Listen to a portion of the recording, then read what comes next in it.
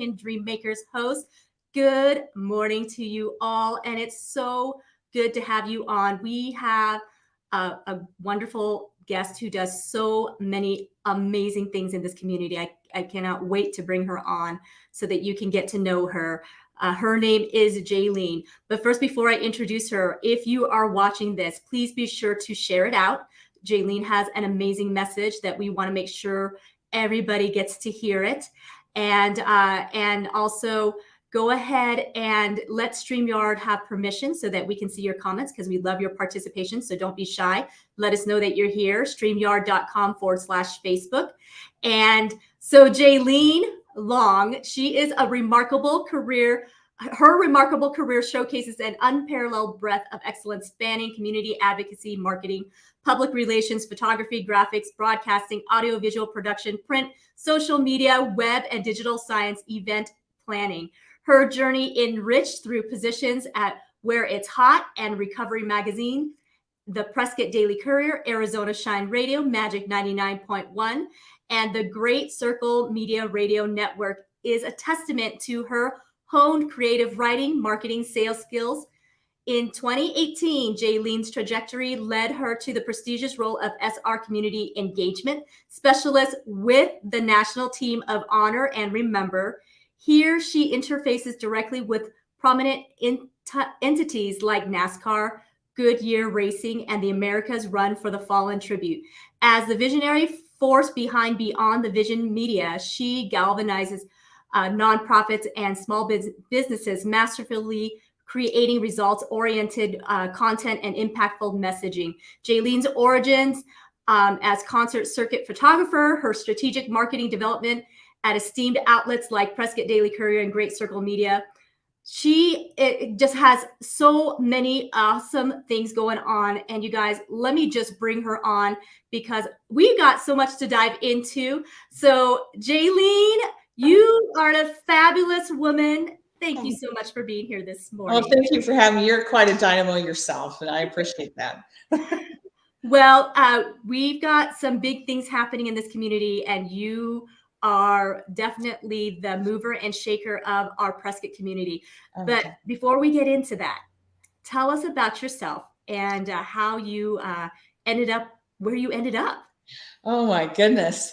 It's a trail. I was born in my first early years were in Texas, Amarillo, Texas. And then my parents divorced and my mother moved out to Phoenix. And so I spent most of my life until I graduated from high school, back and forth. I was in one or the other. Ended up graduating from Amarillo High. I'm a Sandy some years ago, and then dove into electronics. I got my degree in electronics technology, and then later went into communications and just oh my gosh, just springboarded forward. My first husband and I owned a sound production company. We took care and repaired all the equipment that was coming through for concerts and shows in Phoenix. And just on from there, worked in media, with Arizona Shine Radio, carrying the Christian message across Arizona. And then into marketing other businesses and their messages and helping them hone their branding. And now I'm what's called, I just finished my digital science. I'm a digital CEO manager. So congratulations. Yeah, it's too many things because I'm old. Awesome. Looks like your sister is here. She's saying hello. She says, looking beautiful, love you. Oh, which one? It says Facebook user, so I'm not really sure. Oh, that's funny. Well, yeah, they're all sisters. Okay. Well, that's great. You do wear many, many hats, and but you also do a lot for the community as well. So yes, you've got your career path. So you're a busy gal, being an entrepreneur.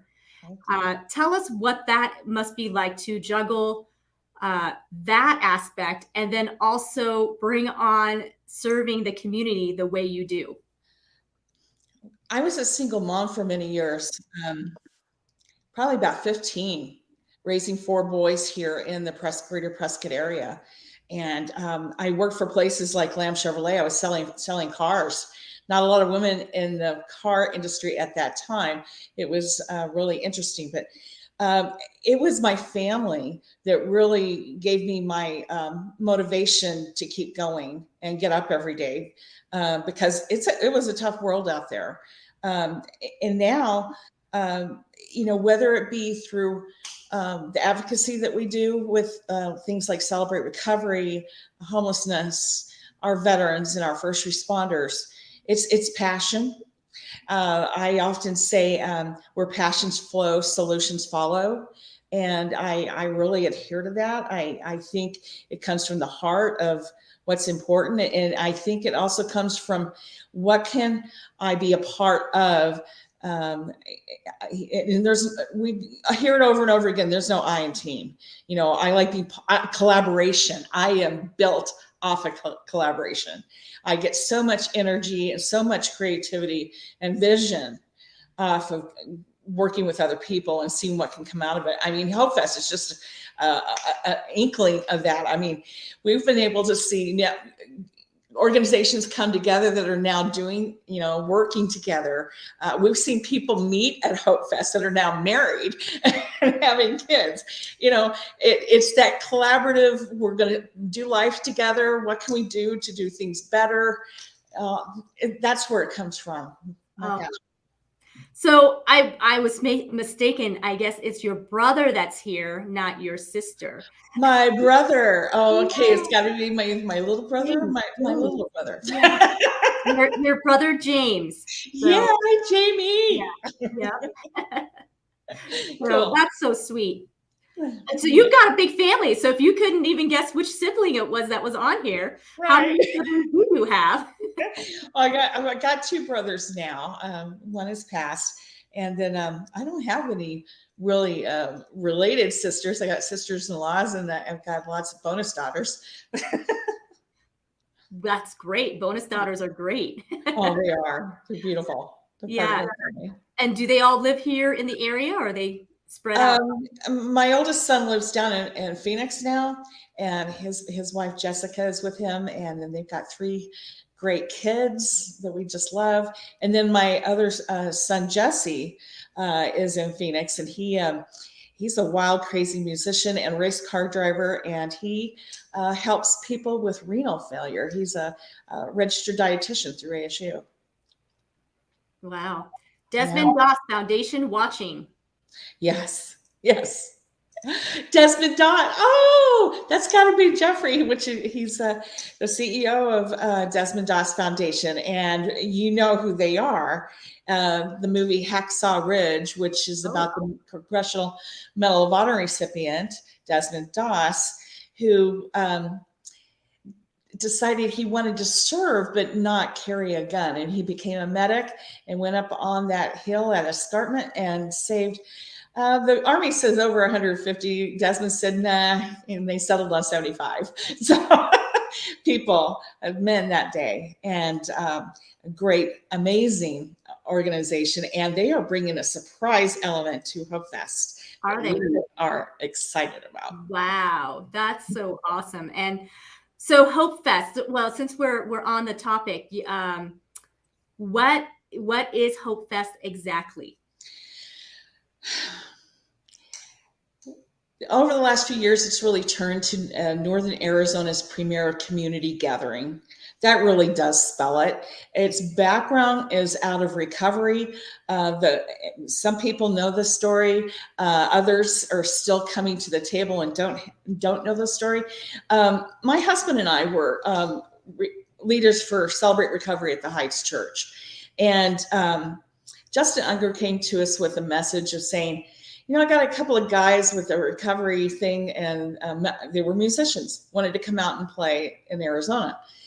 He says, we can do a concert at the Heights. We've done it before. We'll do them again. But I challenge you to take Celebrate Recovery down to the Courthouse Plaza, not with any manipulation or preconception. Simply go meet people where they're at. Let them know you care for them. There's hope. and you're going to do life together. And so that's where that started. Now it's become so much more. We still have a recovery foundation, but it's become so much more because of the friends we've made along the way. And that was what is so unique and special about the Hope Serves Family Resource Fair. It takes the courthouse plaza and divides it into quadrants. So there's a veteran and first responder area, there's family support, and wellness, and then there's the family fun zone, and then there's the car show, and so it's just coming out for connecting solutions, resources, but having a whole bunch of fun at the same time. Wow. Yeah, it is a pretty amazing event. And how long has it been going on for now? This is our 11th year. Would have been 12 if 2020 didn't come into play, but it did for everybody, didn't it? Yeah, it's like the whole world kind of went on pause. Exactly. Which was unfortunate for us because with, our service and connecting with people was so important. So that was really the worst time. We could not have Hope Fest so that we could really meet the people that were having a lot of struggles, at that time, suicide attempts, domestic violence, all those kinds of things were at a record peak. So it really concerned me and our team that we couldn't go out and meet. So that was a hard year. Yes, I believe it was a hard year for many, many people because, and I did see that even for those who have a very reclusive life, they found that isolation was really, really hard on them emotionally and mentally. And so you're right, it was a tough year, but thankfully we are beyond it, and we have Hope Fest. And what an appropriate name, because it is the name itself. It's a Hope Fest. We have hope, and we're celebrating. Buckets of hope, whether it be hope for the moment, hope for tomorrow, hope for that endures all time, which is in Jesus Christ. We can't do without hope. And we've started a community challenge. It's called Love First, which is built out of that too. Wow, that's awesome. And so this is quite the lineup that you have for Hope Fest. I've got the poster, yes, and you've got the highlight band is Building 429. Yes, and they've been with Hope Fest for a few times now. Well, they were here last year, but if you remember, the evening session got rained out. So and we're doing a revisit, and we're hoping for much drier weather. The forecast looks pretty decent. Yeah, it's looking good. I could put a little request in for just a tad bit cooler. But yeah, it's looking good. Yes. Yeah, pretty exciting. I mean, what a lineup that you have there. You want to tell us a few of the guests that you have come in here? Yes, I grabbed the list so I would get it correctly. We open up with Sky Daddy Conwell and the Soggy Bottom Band at 1:00. And then we go to the Flock Band, which is from the Flock Church. Now, Pastor Ronnie is known for having played in a lot of the 80s bands in LA. And he also has the original bass player from one of the very first Christian rock bands, which was Striper. Wow. Yeah, so they're playing. And then we come back, and the Scally brothers show up at 5:00, and they're from Ohio, and they're just really high energy and something really great for the youth. And we're really excited about that. But then again, Building 429. But in addition to the artists that are playing, it's the opening ceremony and the evening ceremony that are really, really crucial to what we're doing. We, of course, have the national anthem. We have an invocation. We post the colors. But this year, we are returning the Honor Remember and Honor Sacrifice flags to the Courthouse Plaza after they were launched in 2021 to go around our community to collect names of fallen warriors and fallen first responders. Now, those flags did come back last year to Hope Fest, but if anybody was there or saw the live feed, you know that me, the mayor, Supervisor Mallory, we're totally drenched on stage, so we didn't get anything accomplished. So we just figured that was God saying you're going to pause until next year, which is actually a pretty cool thing because we've been able to make it even better. We've been able to bring more excellence to the opening ceremony. And there's times when I'm looking at the plans for that and just sit back, and it's just a huge wow factor of what God's done and how he's pulling every little entity together. Now the evening, can I share that? Because I already did the opening. Okay, the evening, you want to be there at 7.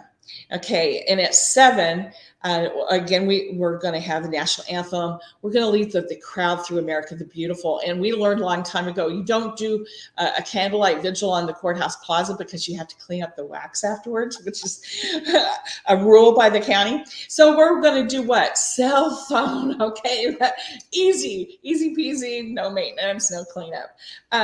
Anyway, that, and then we have a firefighter. His name's Kenyon Gray, who's also a musician.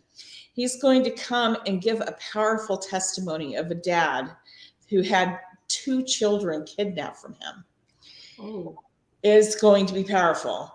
And then we have our Fostering Hope Award, which is always an onstage surprise recognition of a locally nominated nonprofit, and we honor with a give back of a check and some flowers and a plaque, and it's all unscripted because they don't know. At least I hope they don't. People might be getting used to the fact that what we're doing now, we're still trying to keep a secret. But then after that, the Desmond Doss Foundation will be launching a new educational series. It's a teaser for what's called the Desmond Doss Edusodes. When you're a Medal of Honor recipient, it's a lot to do with the character traits that they kind of set up as pillars, that you've identified with not only patriotism and integrity and honesty and things like that. Well, the Desmond Doss Foundation has a similar, and they've taken kind of a couple of steps forward in that.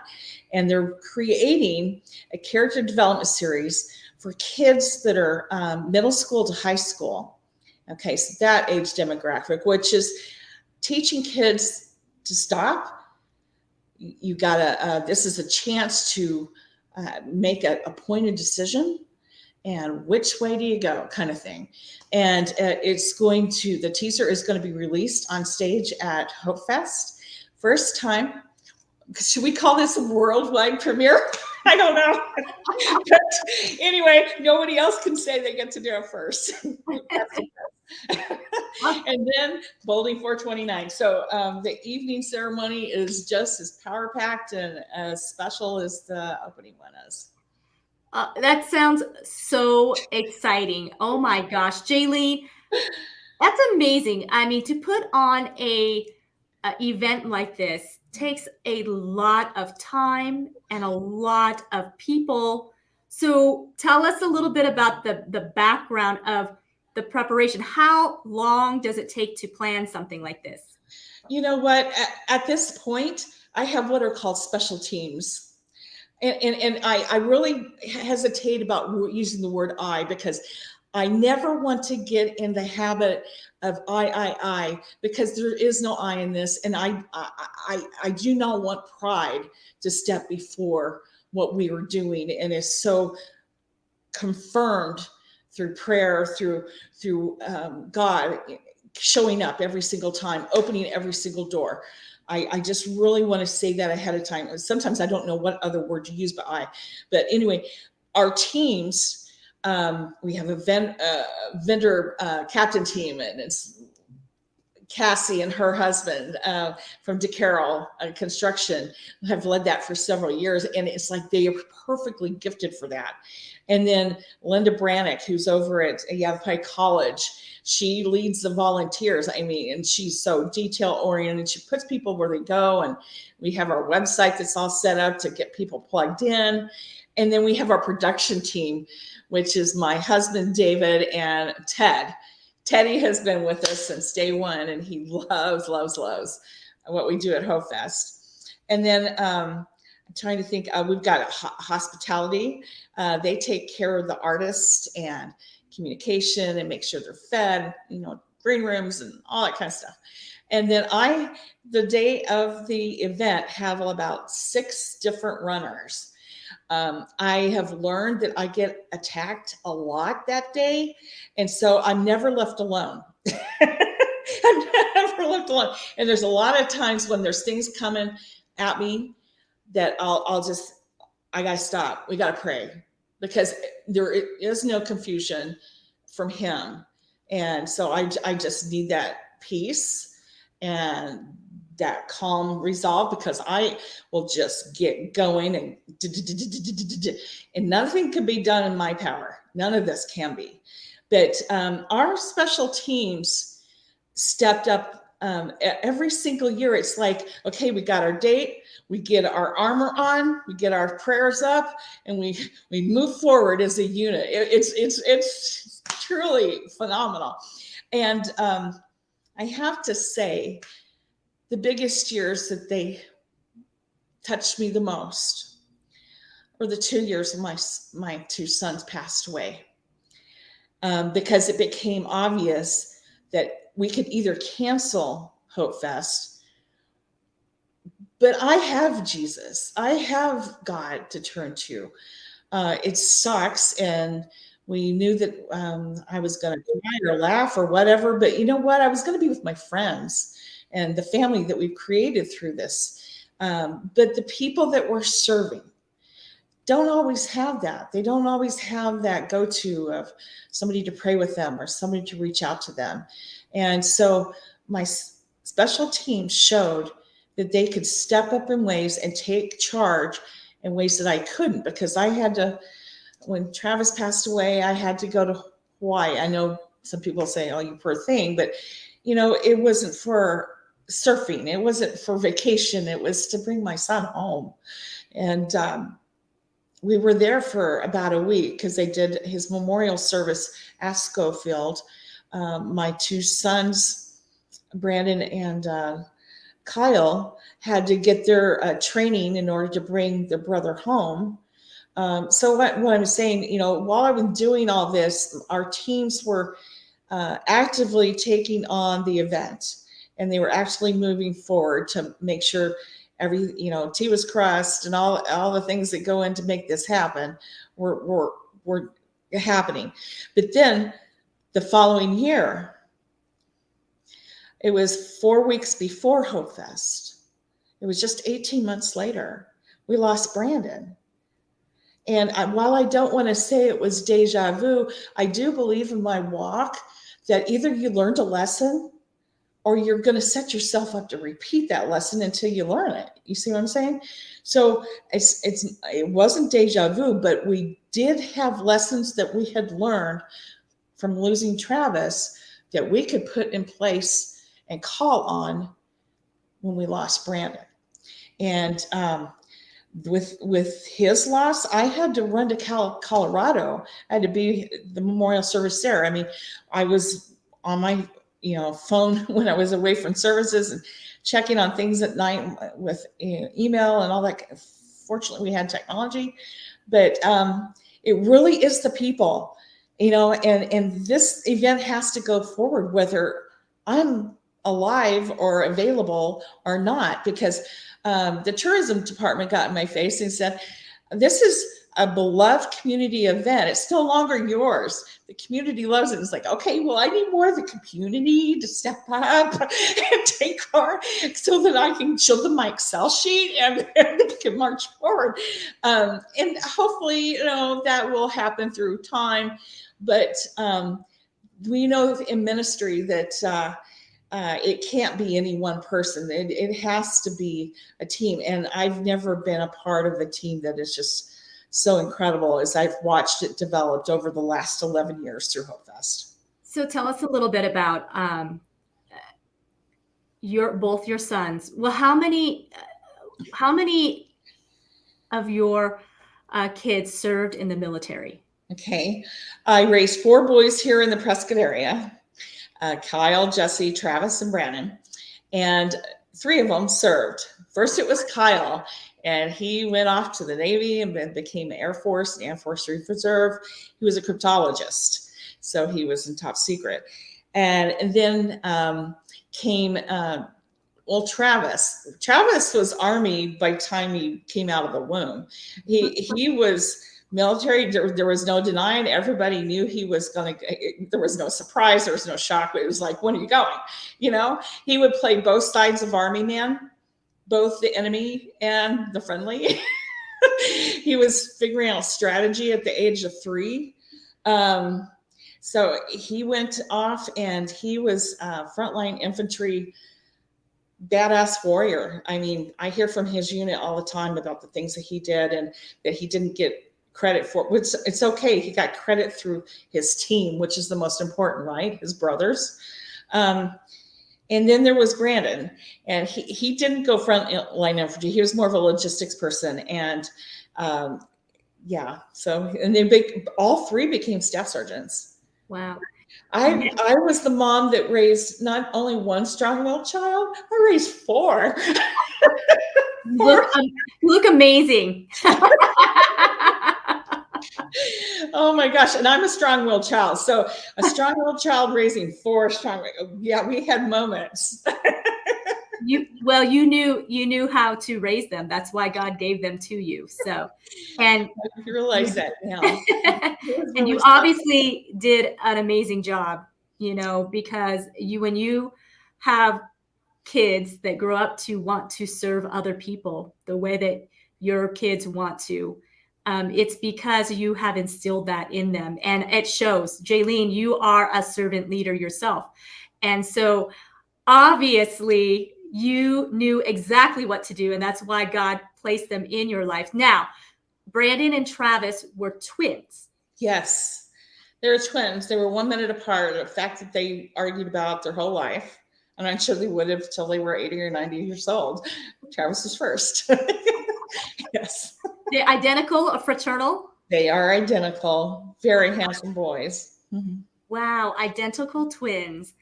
What joy that must have been. So they were born after, were they the youngest out of all? They were my youngest, yes. And all 4 boys grew up in the Prescott area. And believe me, you know, as a mom in a place like Lamb, and, you know, I would say I was involved with my community. There wasn't a place they could go that I didn't know what was going on. They thought so they could, but it wasn't so. Yeah, no, not here. That is for sure. Mm-hmm. So they grew up here, and then they both decided to join the armed forces at the same time. No, Travis was first. Matter of fact, he wanted me to sign. He got out of high school at 17, wanted me to sign for him to get in after he got his GED. I said, no, I'm not doing that, because something never happened. And it's because I signed you in early. I am not carrying that. No, I'm not doing that. So the minute he turned 18, he was signed up. Yes. Now, Brandon, it took him a couple of years because he wasn't sure what he wanted to do. And he went to a college here locally, Yavapai, and a couple other things. But then he decided he wanted to see the world. And he was watching his brothers go around seeing the world. And that's what he wanted to do. Well, you did say Travis was born first. Is that correct? Yes. Yes. So I guess he took his older brother's lead. Yeah, and he was actually trying to get in with the Marines, and I think he was trying to get into different service because he didn't want to be a duplicate. But I guess it ended up that way. See, that is quite interesting, because most of their school years they were together, so most teachers knew they were twins. But when they got older, they went to different high schools later on. And I went to a parent-teacher conference, and she was surprised to learn he was a twin because he never mentioned it. She thought that was funny. And of course, there was the times at school when they would try to confuse people with their identity, which is always an interesting call to get to. Yeah, they were quite wild boys. Yes, all 4 of them. They kept you on your toes. Oh, they did. It was laughs and humor and fun and love. Yeah, I'm bridled. I bet. And I bet watching them, I mean, I know as a mom myself, watching your kids grow up and become their own adult people, it's bittersweet. Like you love seeing them become their own person and going out into the world Right. and participating and serving and giving, you know, but then you also like are so sad. I was so sad, you know, what happened to my baby? Know where they go. How What did do you mean they you're not calling me every day? Yeah, yeah, I do love that. But you know what I think was really good in our instance? I was able to witness the boys carry on a close brotherhood on their own. When I would hear that they were planning to do a ride or they were going to go here or you know it just made me really feel good as a mom that they kept that brotherhood solid because I was really darned and determined when they were young that that was really important. Brothers first. And you mentioned I'm a photographer. Um, they will say that mother had a camera at all times, and I did. And I captured, and I'm so thankful. I have all those pictures and videos and everything now. But if you look through those pictures, all of them, they have a close physical interaction, and you can tell whether they're holding on each other's hand or putting their arms around each other or this or that or rubbing their heads and the brotherhood is expressed physically in those pictures, and it's just such a sweet thing. I'm proud that I got to be part of that, and God instilled in me to make that important. Yeah. So I can't imagine what it must have felt like when you got the news. Um, we, as a Gold Star parent, we say it's a family you would never choose to be a member of, can never leave, it would never pass on to another. Um, the founder of Honor Remember also often says, what is the first response a parent says when they get that news? And I don't know anybody else that would say anything other than, no, not my child. No, let it be wrong. Let it be wrong. And when we do that, we don't know, especially when we're talking military, when we're saying no, not my child. If and this comes from my recovery because we play the movie forward. When you say no, not my child, what that says is let it be somebody else's. And we don't mean it meanly. We don't mean it accusingly. We just want it to be wrong. But Christ, God sacrificed his son. He would have preferred to say, no, not my child. But if he said it, let it be somebody else's, we wouldn't be where we are today with the Savior. See what I'm saying? I'm not comparing my children to saviors. I'm just saying what it means when we play that movie forward of those selections. So yes, my first words were no from the very depths of my soul. When I got the call about Travis, instantly Romans 8:28 came in like a mantra. And fortunately, I had bedded in my heart throughout my walk certain verses. But why that particular one, I don't know. I know it was one of the favorite of the boys, but it kept praying over again in my head. And at the same time, mercy me's, even if. So while I'm screaming and all this heartache is becoming my reality because there is no pulling my son back. It's already happened. My no is going to go unanswered. My Lord was with me that very moment and held me and cried with me. And when Brandon happened, same thing happened. It was Jeremiah 29:11. I have a plan to prosper you, to purpose you, to not to harm you. That was another favorite of the twins. And it kept on repeating. And then it was Lauren Daigle's, um, I believe. And I say it like it was a mantra because I physically wasn't there. I was, I was incapacitated basically.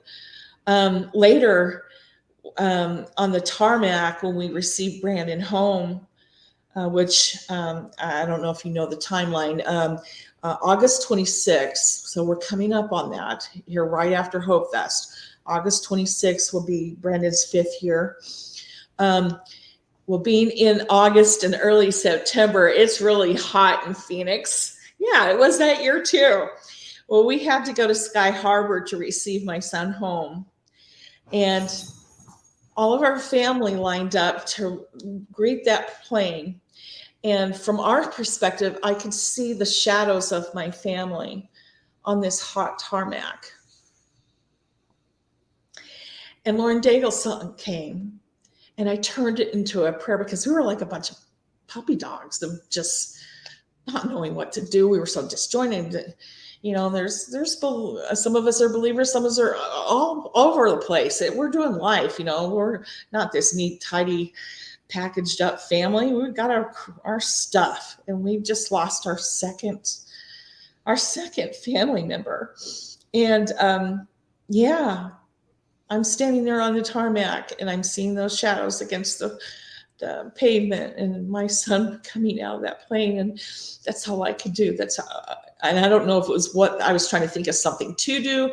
I think it was God just saying, this time is not empty. I'm not going to let you sit here and hear nothing. Now, you're going to know that I'm here.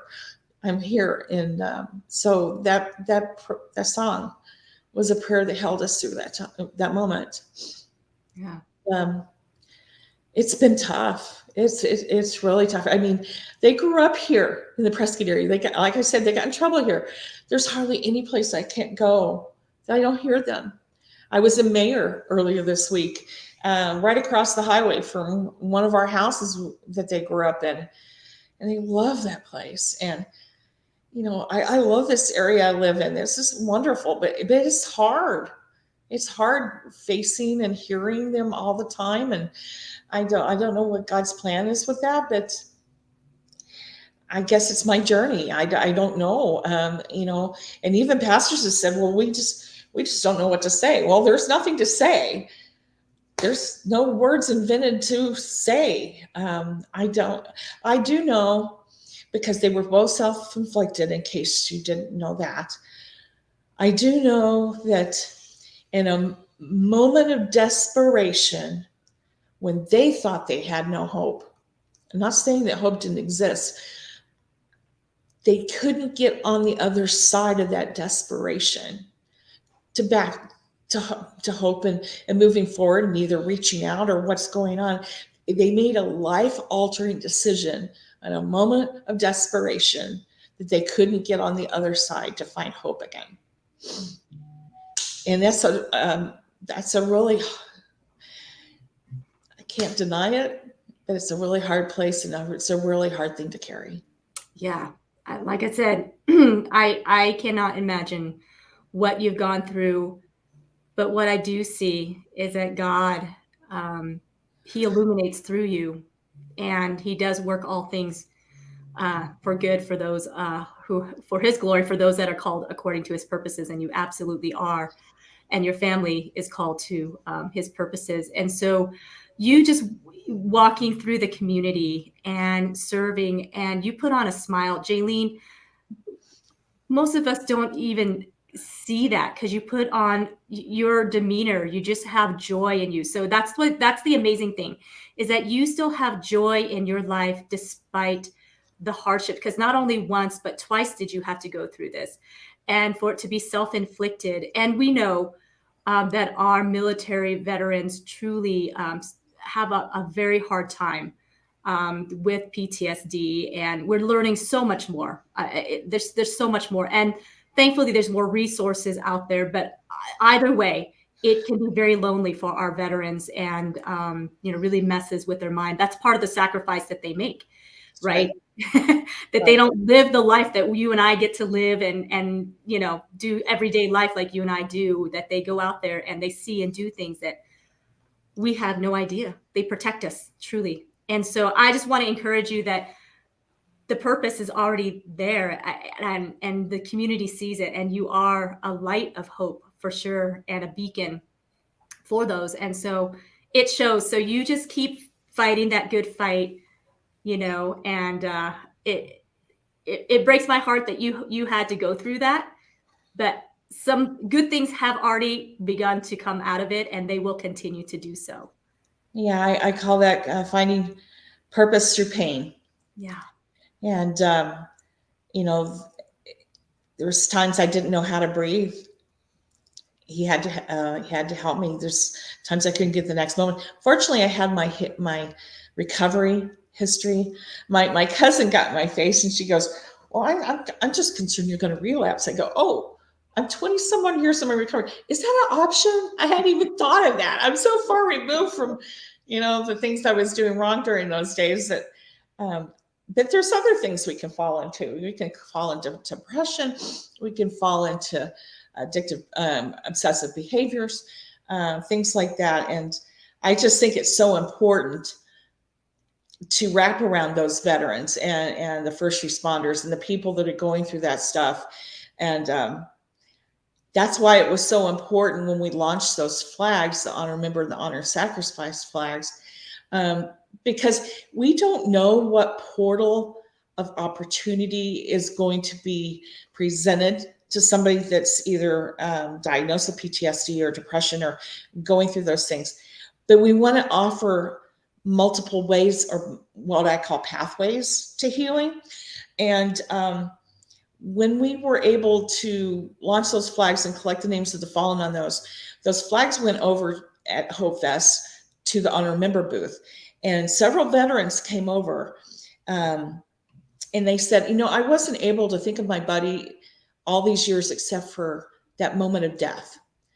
But I realize now he was so much more, why he was important to that particular soldier, who he was, his personality, why he light up the room, all that kind. He goes, "I'm starting to remember that stuff, and I don't know, but this I think is going to help me start healing." I'm not saying the honor member flag is the one and only way. I'm saying it offered an opportunity to that person at that moment, and we have to be able to offer those opportunities for multiple ways for people to know that they're safe, that they can talk, that they can share stories.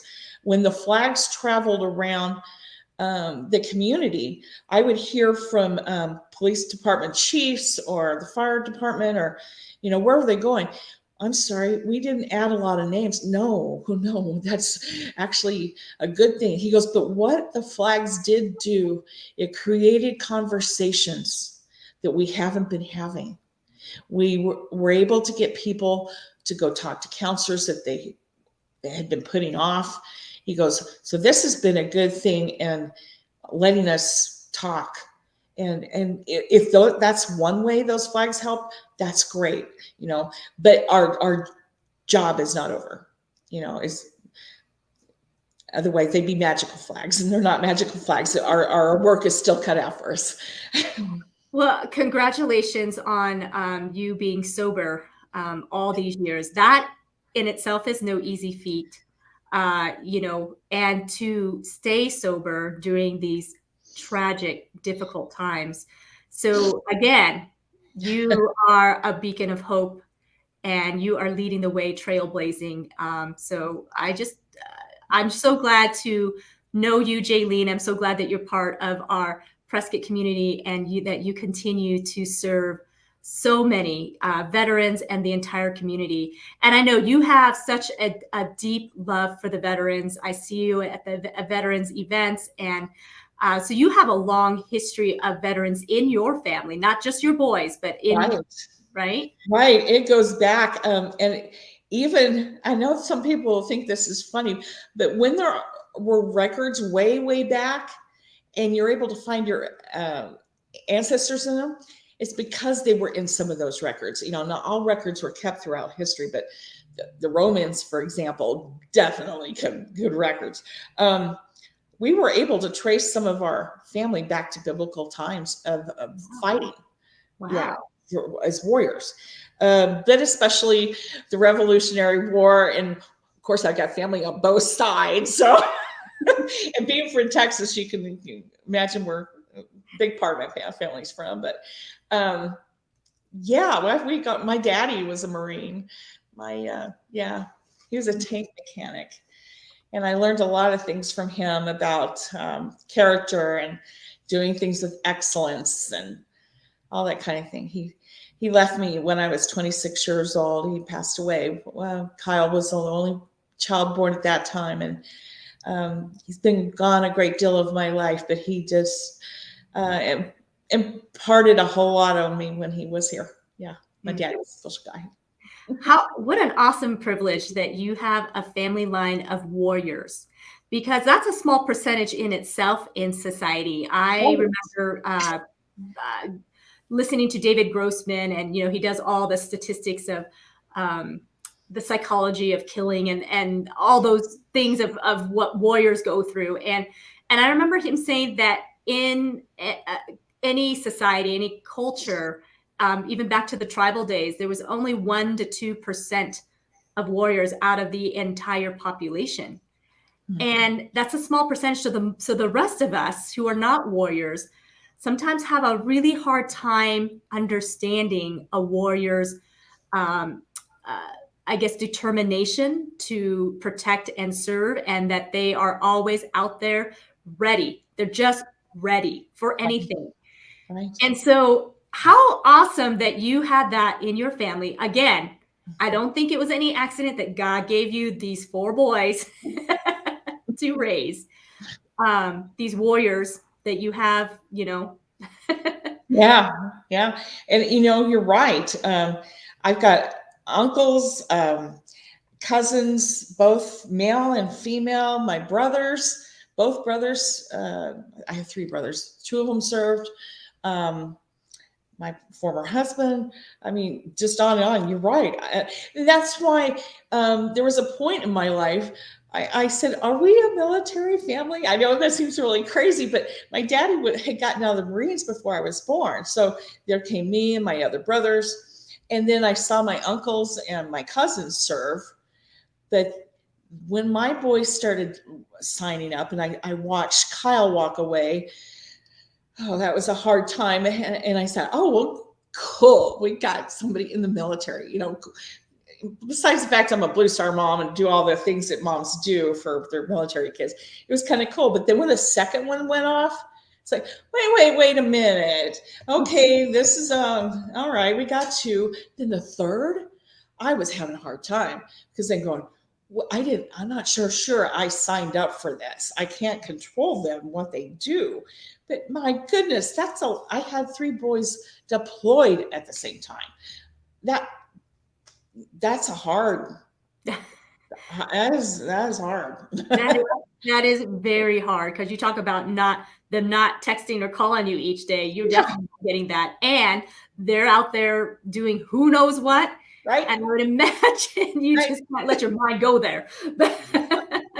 Yeah, I think Kyle called home one time. He goes, yeah, we stopped this ship in the middle of between Iran and whatever, and it was a bunch of terrorists, and they started shooting at our ship. I said, what were they on? He goes, some little boat. I said, they're shooting at the ship with, he goes, yeah. And then when the bullets whizzed past me in the turret, and I go, wait a minute, the Navy's not as safe as everybody's saying.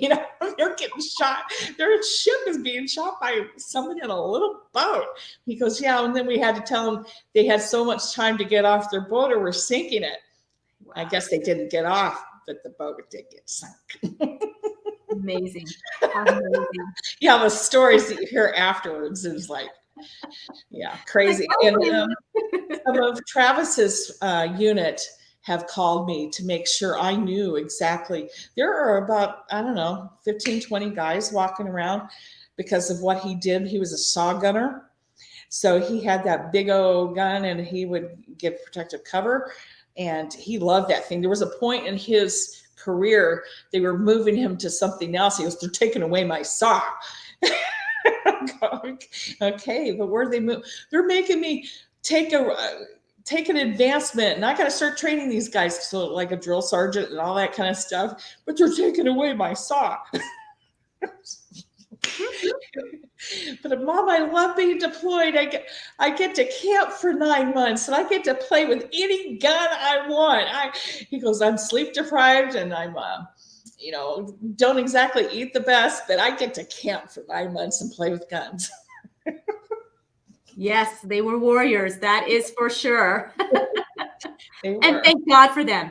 Honestly, thank God for that they were here. I know it was a short time here on Earth, but the time that they had, wow, they made a big difference. I mean, I didn't know them personally. I wish I would have had that opportunity, because I think they would have been just so amazing to have met.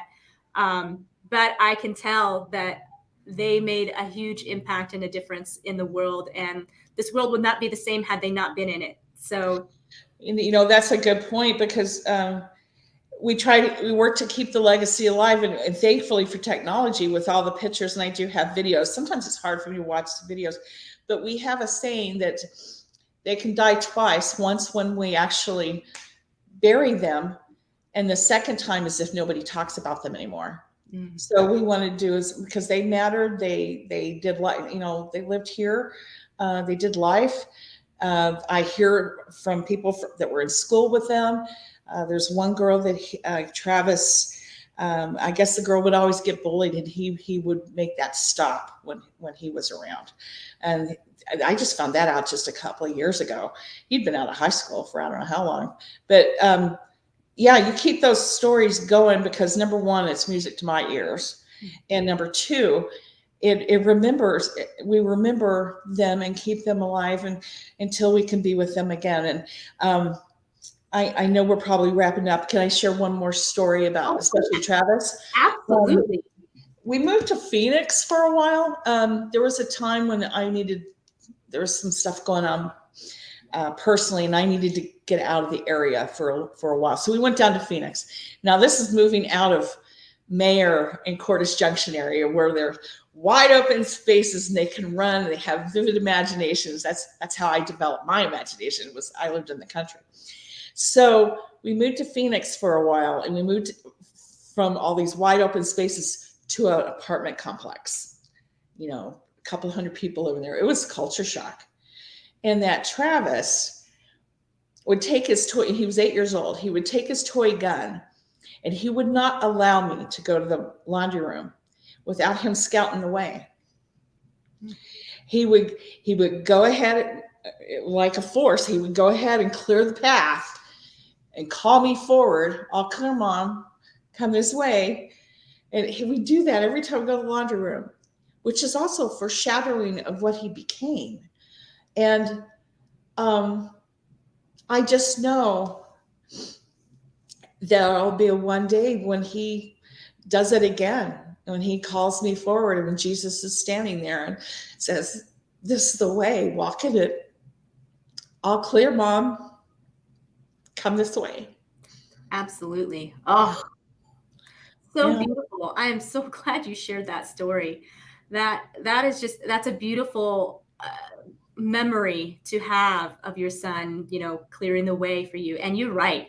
Both your boys, and that's where we rejoice, is that they are no longer suffering. They are having the time of their life, for sure. And as much as the world misses them, they are in an incredible place that we look forward to being at one day.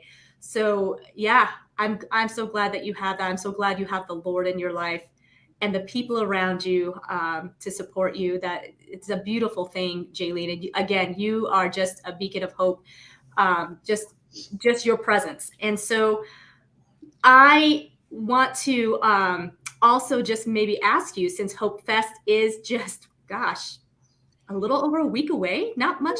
7 days away.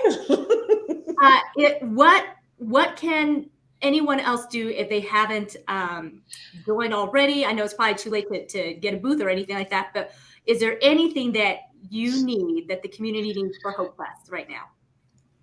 Don't stop praying, because the people get together. Tempers can be short. I just ask that everybody, once they get to the courthouse plaza, to drop the rocks, grow a heart, and be the extension of love first, which is our challenge to the community. That's number one. Number two, we don't have any raffle items. Our team has been so busy, and I've had less help this year, that raffle items are one thing I have not been able to check off as well as we've done in past years. Other than that, our community is amazing at how they come together to make this free to the community event. In the old days, people thought that we just showed up on Hope Fest Day and just put it up, and it just happened. Well, I have to tell you, there's a lot of effort and organization. You also have to meet permitting. You have to be approved by the city and the county and all their departments. And so with that, I would just say, if you love what Hope Fest is doing, please consider a gift to keep it going so it can still be a free event. To offer something at this scale as truly a community coming together to make it happen. And we can do it without our sponsors and our donors. And to see them, show that flyer shows a bunch of them on our website. There shows a bunch of them. Look on our social media, and you will see them. Please patronize our sponsors: Lamb Chevrolet, Team Challenge, Yavapai Bottled Gas, MCK Woodworks, Harley Davidson came on. Both Whiskey Row and Legends came on. Blind Dog Graphics and Apparel. I could just go on and on and on. About amazing friends we've made along the way that wanted to see this happen, that got behind us with what they could do. That's where we're at. What can you do? That's the collaboration in me. Yes, absolutely. So you heard it here, Prescott community, and even those that don't live in Prescott, listen, you can still donate, okay? And if you want to drive up to Prescott, which I would highly advise if you're living in the hot zone, come on up for Hope Fest. But donate, contact Jaylene, info@hopefestaz.com. I've got it scrolling on the bottom here. And get a hold of them and let them know that you have something to donate. Raffle items. If you can't go out and get raffle items, give them a monetary donation. That goes a long ways too. And show up. Show your support by showing up to this event. It's going to be amazing. August 19th, Saturday, August 19th, starts at 10 o'clock, correct? Starts at 10 o'clock. The Hosters Family Resource Fair and the car show starts at 10. The car show goes till 2. The resource fair goes till 4. Noon is the opening ceremony. 1 o'clock is when the music kicks off. And don't forget about the evening ceremony at 7. And you can also find out information on our website, hopefestaz.com. Hopefestaz.com, you guys. So go get more information and step up, you guys, and serve. It's an amazing thing for the community of Prescott, and we absolutely need it because it really does bring hope. The beautiful thing about living in Prescott is that we have a community that I feel is so unique in that there's so many loving, giving, and generous people here with big hearts. Yes. And so I want to give a big shout out to the community of Prescott and the surrounding areas, Prescott Valley, Chino Valley. You guys are amazing people, but let's step up and let's meet the needs of Hope Fest, because we need to keep this going and we need to bring hope to others. And you heard Jaylene's story today. If you're listening to this on the replay, please be sure to share this out with all of your social media friends on all of your platforms, because American Dream Makers is on Facebook, YouTube, LinkedIn. So look American Dream Makers up. You can share out this video and get the message out. And let's make this the best and the biggest attended Hope Fest ever, to where we're going to have to just park way, way, way down the street. Horseback, I don't know. But thanks for doing that. Yeah. So thank you again so much, Jaylene, for Yes. taking time out. I know you are just all over the place, the many hats that you wear. And God bless you, my sister, and really, really privileged and honored to know you. And we're so glad that VA Rep is going to be there too. That's awesome. Yeah. Thank you for having me. You're a dynamo too, and an inspiration in our community. We appreciate you as well. Thank you, Jaylene. I appreciate that. We're excited to be there. So absolutely come visit VA Rep at the booth. There's so many booths. You guys, you just got to come down. It's just going to be amazing. Do not miss this. So, all right, Jaylene, I'll say goodbye for now, and we'll chat in a bit here. Guys, thank you so much for joining us here on American Dream Makers. I do believe that the American dream belongs to all of us. And not only can you achieve it, but you can go beyond. And Jaylene Cornell, our guest today, is definitely an American Dream Maker. So please be sure to reach out to her and get a hold of her, and like and share, subscribe to my YouTube page, to the Facebook group, and even to LinkedIn. Let's get this message out, you guys, and let's have a blessed day. And I will see you at Hope Fest for sure. All right, you guys, have a great one.